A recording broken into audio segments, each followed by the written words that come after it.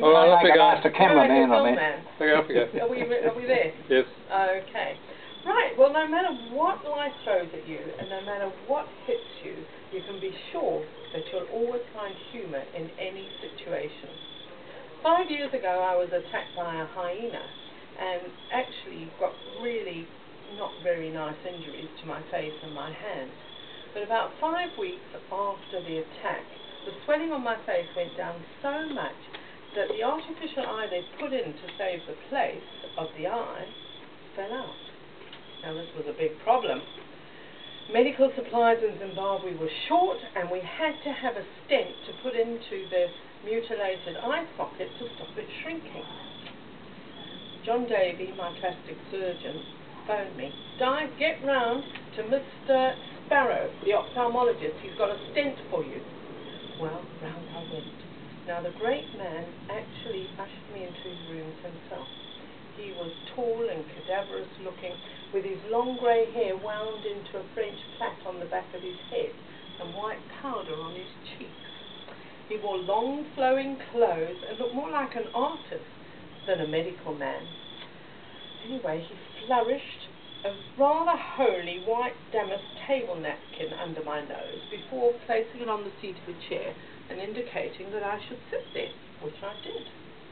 He then put on really dilapidated spectacles, all tied together with paper clips and sellotape, looked at me and said, "Well, and what are you doing here?" Well, I was really surprised, because I thought he would know that I was the hyena lady who needed the stent. I mean, he'd been on the phone to John Davey not 15 minutes before, and I'm sure not many people with scraunched up faces and hands walked into his rooms. Anyway, I explained the situation to him and showed him the eye that had fallen out. "Well, you mean you had a perfectly good seeing eye there, and this creature just came and, well, took it away?" Yes.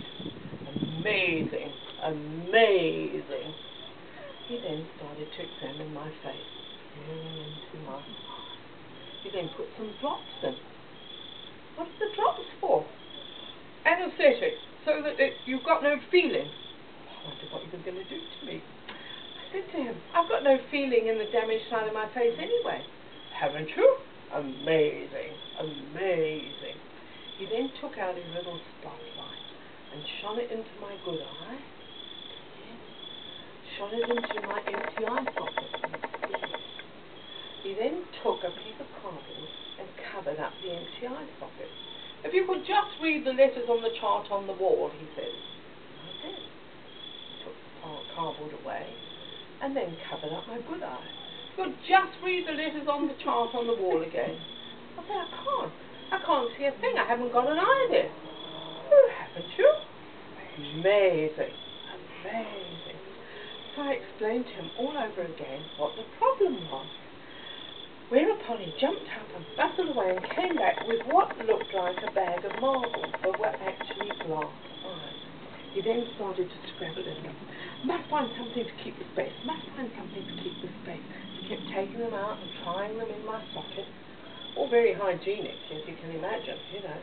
Anyway, eventually he stopped, looked at me, stared through these very gaunched up glasses of his. "You know what you need. You need a stent." "Yes, I know. That's what I've come for." "Oh, have you? Oh, well, I haven't got any of those." I reckon that John Davey, my plastic surgeon, sent me there for a good laugh. Amazing. Well done, man. Well done.